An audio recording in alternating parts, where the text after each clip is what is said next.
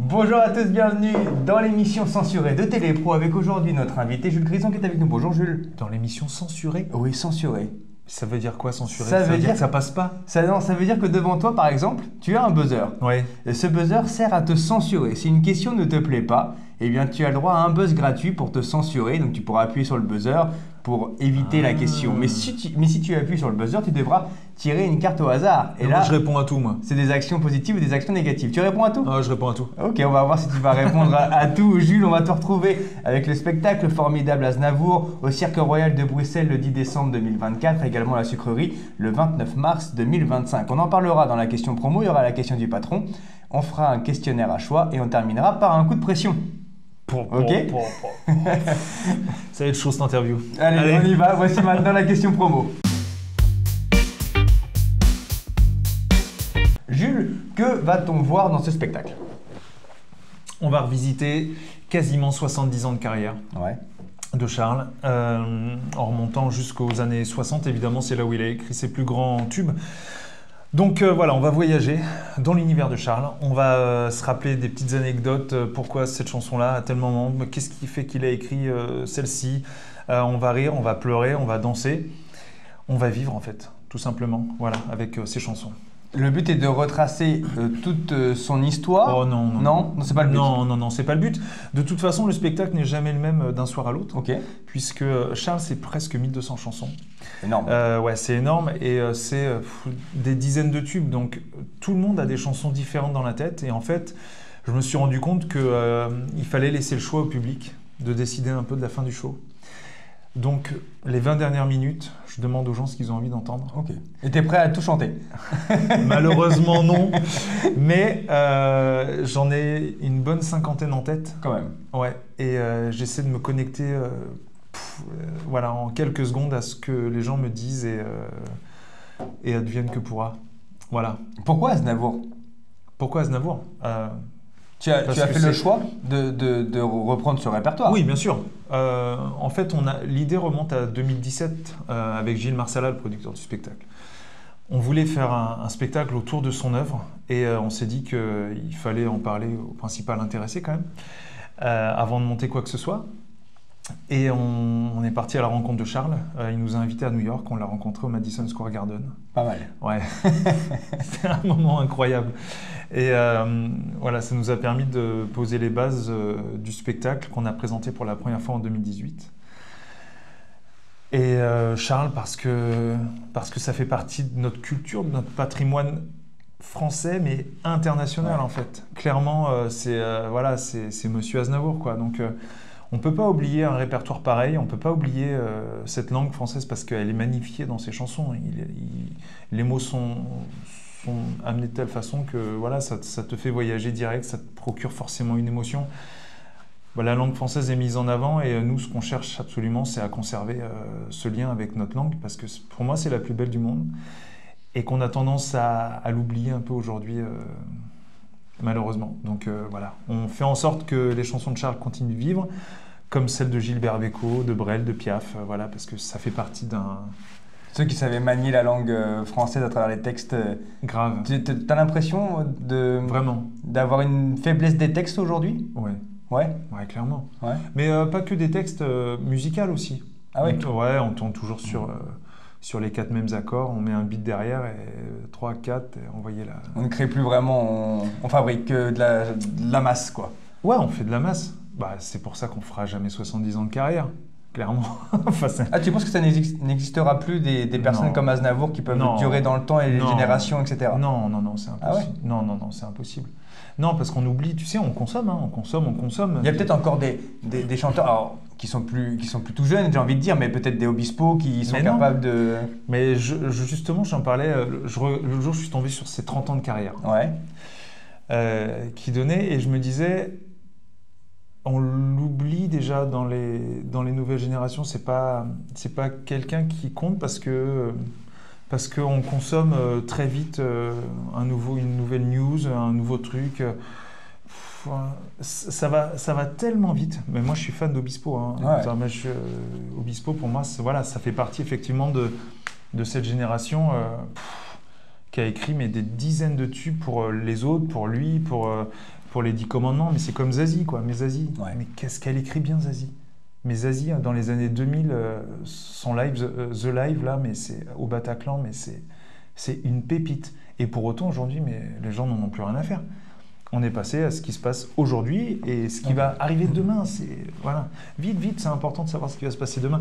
Mais on oublie qu'on a des gens qui savent manier la langue. Donc voilà, moi je suis un peu là pour ça, c'est-à-dire que pour rappeler qu'on a un patrimoine qui est fou, qu'on a une langue qui est incroyable et que ce serait bien de ramener les enfants. Moi, ma fille a 9 ans.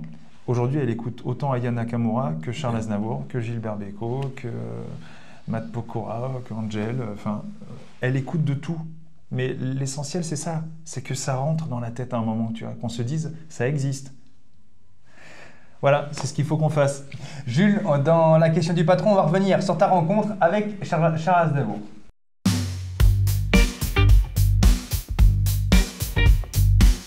Question du patron, Charles Aznavour, tu l'as rencontré, tu l'as dit à New York. Du coup, comment ça se passe quand on le rencontre? C'est qui le patron? Le patron, c'est le patron de Télépro, qui a vraiment posé cette question pour toi. Je te vois, elle est écrite. C'est avez-vous rencontré Aznavour? Et donc tu viens de nous le dire que tu l'as rencontré à New York. Il a voulu savoir quel était ton ressenti à son contact. Je pense qu'il a été le même que celui de beaucoup de gens qui l'ont rencontré. Parce qu'à chaque fois que je rencontre des gens qui ont rencontré Charles, ils me disent la même chose. C'est quelqu'un d'ouvert, de généreux et qui laisse la place. En fait, là, clairement, hein, on a eu la place de créer un spectacle sur son œuvre. Alors, évidemment, il avait eu l'écho de ce que mon producteur, Gilles Marsala, faisait déjà autour de l'œuvre de Piaf depuis une quinzaine d'années. C'est toujours dans la bienveillance, dans l'élégance. Et voilà, on est là pour magnifier l'œuvre de l'artiste. Donc évidemment qu'on allait lui rendre hommage de la plus belle des façons, alors même si le mot hommage, Charles ne l'aimait pas, mais voilà, qu'on allait faire en sorte de mettre son œuvre justement, donc là on parle de son vivant, c'est-à-dire que tu le rencontres, comment on peut l'amener, parce que c'est une sorte d'hommage quand même, c'est-à-dire qu'on reprend tes titres, est-ce que lui justement vous dit attention, je veux pas qu'on fasse un truc comme si j'étais mort ou Non, alors pour lui c'était pas, il aimait pas qu'on fasse d'hommages. D'accord, en général. Mais en général, mais il le prenait pas comme des hommages. C'est-à-dire que ce qu'il aimait, c'était que les nouvelles générations reprennent ses chansons sur scène ou qu'ils en fassent comme les rappeurs, des samples sur Hier encore, là récemment. C'est ce qui a été fait en fait. L'idée, c'est que son répertoire ne s'oublie pas et que les gens continuent de le faire tourner et de montrer que ça existe. Alors même si lui disait...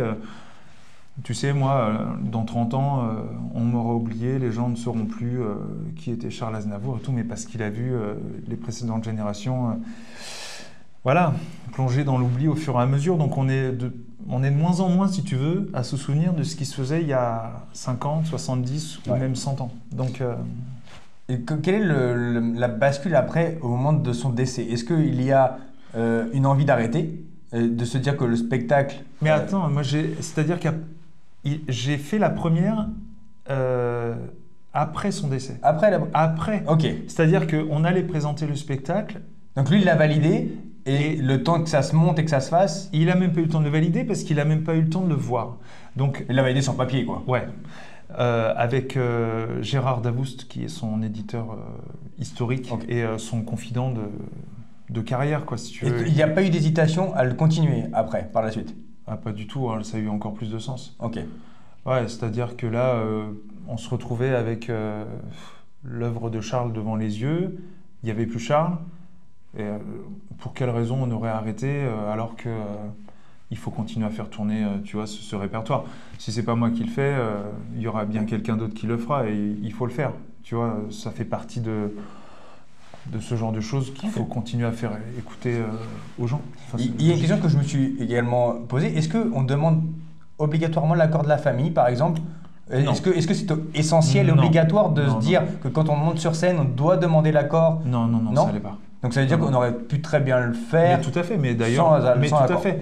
Mais il était plus naturel et enfin, ça nous paraissait. Bien sûr.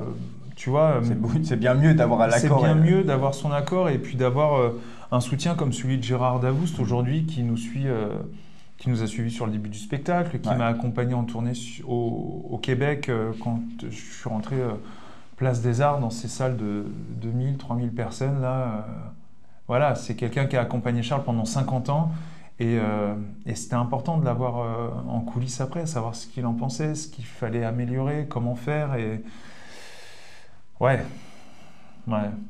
Jules, voici maintenant le questionnaire à choix.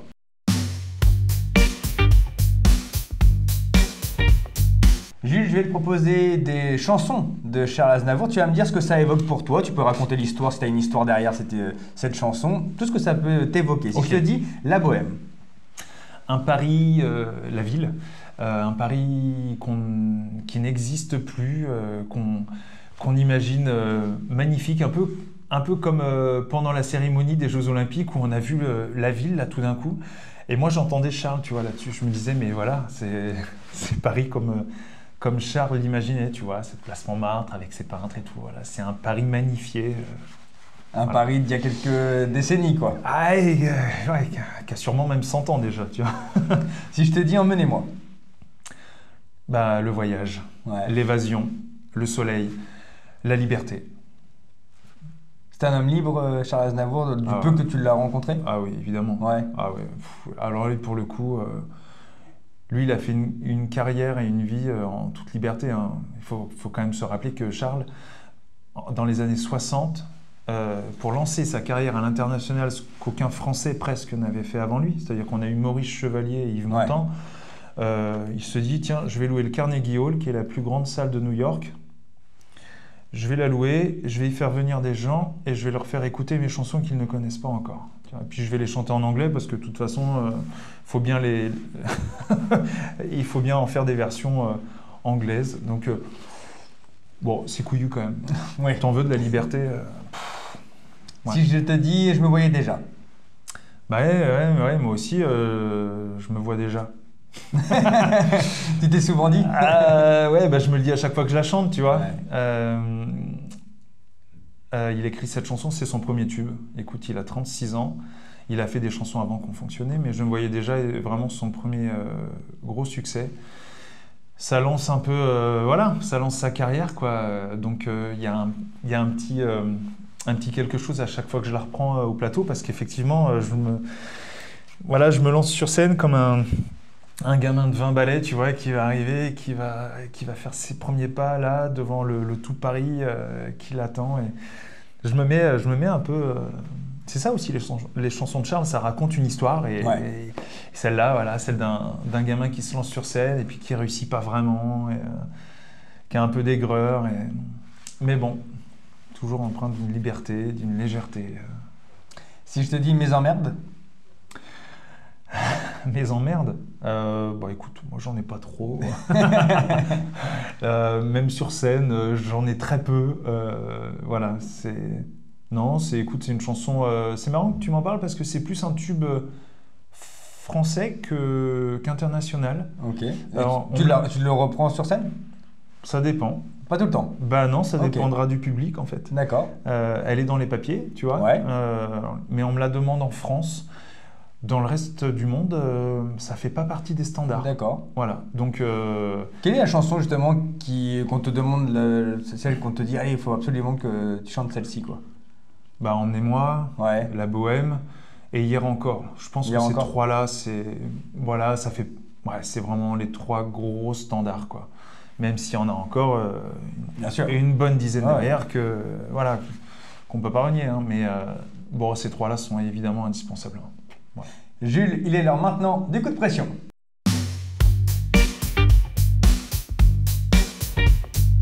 Voici la question du coup de pression. Tu as... T'es prêt à... C'est là, c'est quand tu veux. Il n'y a pas de règle. Tu reprends aussi parfois le répertoire de Beko. Ça t'est arrivé. Est-ce que c'est un bon filon en fait de reprendre les anciens tubes des stars? Alors, il y a deux choses. C'est un bon filon. Ouais. C'est un filon pour toi maintenant? Non, c'est pas un filon parce que tu vois, on me demande vous pourriez chanter Brel, vous pourriez faire Yves Montand et tout, mais je vais pas m'aventurer chez tous les artistes qui ne sont plus de ce monde, tu vois. C'est pas le but du jeu. Comme je te l'ai dit, ce qui est vraiment important, c'est que on continue d'écouter ces artistes-là, qu'on ne les oublie pas. Et puis, 2024, pour moi, c'est Broadway en janvier. Ok. D'accord.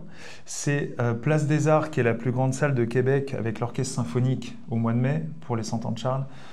J'ai fait le Grand Rex au mois de mai en symphonique. Je suis en fin d'année, alors je suis chez vous évidemment le 10 décembre, mais je serai en Arménie aussi avec l'orchestre symphonique pour 2 dates exceptionnelles. Je vais en Turquie, je vais en Hongrie, je vais en Pologne, enfin je te passe... Tu fais le tour du monde avec ça. Voilà. Comment ne pas avoir envie de faire ce genre de salle accompagnée avec des orchestres pareils, avec un répertoire de ouf, parce que c'est écrit, mais de folie. C'est pas un filon, c'est juste que là, pour moi, ça peut pas être plus grand, quoi. Tu vois, quand on me dit, mais est-ce que tu as un projet perso? Je dis, j'aimerais bien avoir des chansons aussi bien écrites, mais encore faudrait-il trouver les gens pour le faire, qui ont envie de bosser avec moi, les proposer en radio.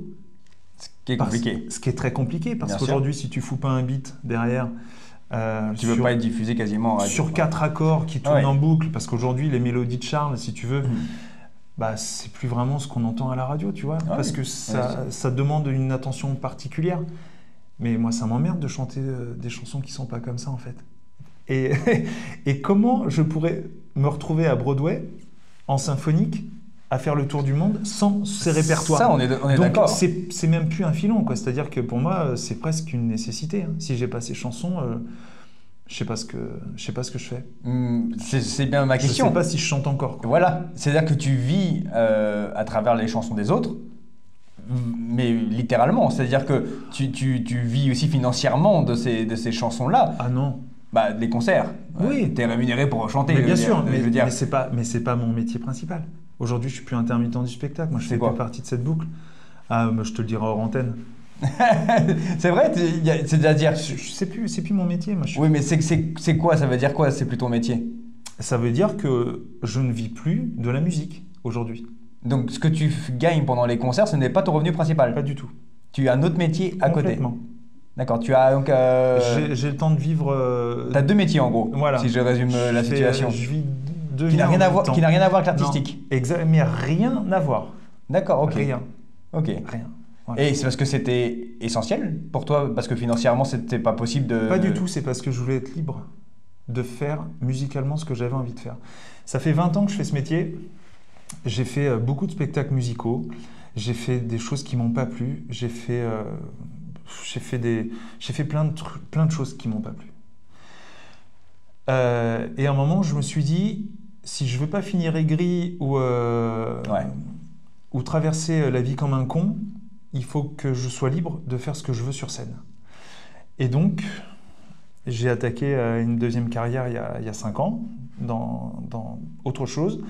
Et ça m'a permis, avec Gilles Marsala, le producteur du spectacle, de me sentir entièrement libre. C'est-à-dire que je ne fais que tourner avec les chansons de Charles et celles de Gilbert Bécaud, à travers le monde. Je ne fais rien d'autre. Est-ce que justement tu parlais d'aigreur, est-ce qu'à un moment donné, dans ta carrière, quand tu es peut-être encore adolescent, jeune adulte, je suppose qu'on se dit, je veux vivre de mes chansons, je veux montrer que je suis moi-même chanteur, on va dire, et que je peux écrire mes textes. Est-ce que je peux défendre ça sur scène? Mais ce serait magnifique. Si j'avais le génie de Charles de savoir écrire aussi bien que lui, mais évidemment que j'aimerais le faire. Et toi, tu penses que c'est de ta faute à toi? C'est-à-dire que tu penses que c'est pas de ma faute, c'est que j'ai pas le génie de Charles. Mais après, il y a des interprètes qui se font aider. Johnny Hallyday, il n'a jamais rien écrit. Florian Pagny, il n'a jamais rien écrit non plus. Donc après, c'est des rencontres, c'est c'est la vie qui... Et t'as pas tenté des télécrochets pour te faire connaître? Mais ça va pas, non, tu crois que j'ai que ça à faire. Mais ça va, c'est pas pour moi ça. Non, moi, le métier, il a commencé à 18 ans, dans un cabaret. Il a commencé ensuite sur les planches parisiennes, dans des théâtres magnifiques, le Théâtre des Variétés, je me souviens, où j'ai fait mon premier spectacle.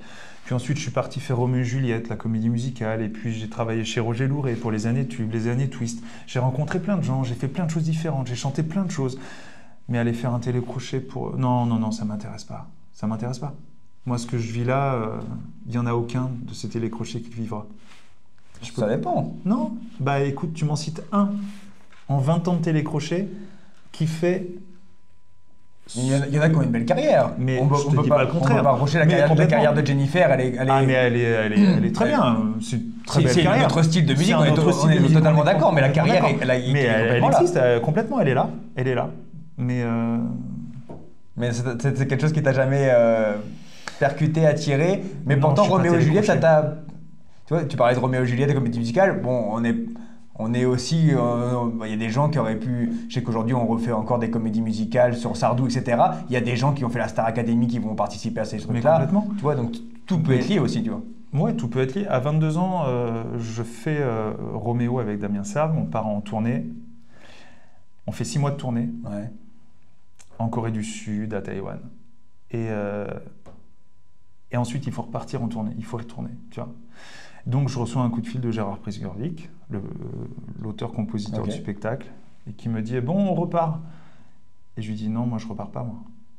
Non, moi, je repars pas. J'ai fait le tour. J'ai fait le tour. Je sais que... Voilà, je sais que c'est pas pour moi. C'était une très belle expérience. Je me suis régalé dans des salles de 4000 personnes à jouer un rôle, mais j'ai fait le tour. Mais 20 ans après, ils y sont encore. Hein. Je sais bien, je les ai reçus. Mais ça tourne. Hein. Ah oui, je sais, Damien continue avec Cecilia toujours. Cara de tourner Roméo et Cecilia qui est Juliette. revenue dessus. Ouais. Incroyable, improbable.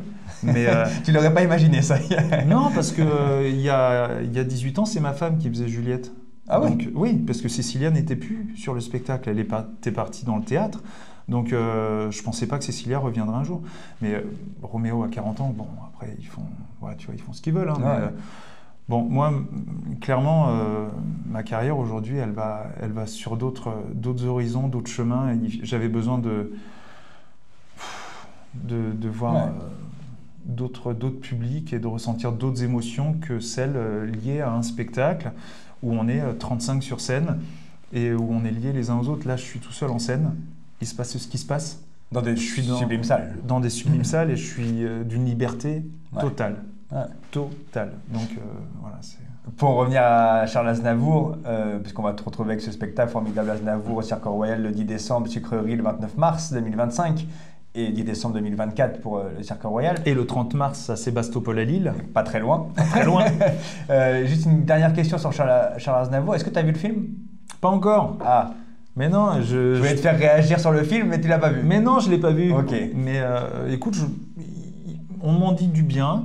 Il a l'air d'être très bien noté chez Allociné. Ok. Ça a l'air d'être une des meilleures notes d'Allociné pour 2024. Il a fait plus de 500 000 entrées en France, apparemment. Ouais, on est pas 500 000. Ouais. Donc, bon, écoute, le démarrage est plutôt bien. Moi, tout ce que je lui souhaite, c'est du succès à ce film, évidemment. Parce Ok. que ça Et toi, on n'a retrace pas la parlé vie d'un- non plus avec les proches parce que les proches de Charles Aznavour sont partie prenante du film. Ah bah évidemment, c'est son beau-fils. Mais son beau-fils qui en fait produit. Ouais, mais pareil, tu n'as pas eu de discussion avec toi, t'as pas pu les rencontrer récemment Non, pas du pour en discuter. Non, non, mais moi je suis pas dans le cinoche. Ouais. Ok. Mais si tu iras le voir quand même. Ah bah bien sûr, Ah. bien sûr que tu vas aller le voir. Oui, évidemment. Ouais. En attendant, on te retrouve, donc je l'ai dit, au Cirque Royal de Bruxelles le 10 décembre 2024, la Sucrerie 29 mars 2025. Et donc, Le 30 mars, Le 30 mars 2025, à Sébastopol, à Lille. exactement. C'est Tu ça. peux appuyer dessus? Allez, tu peux appuyer dessus. Merci beaucoup, Jules. Merci à toi.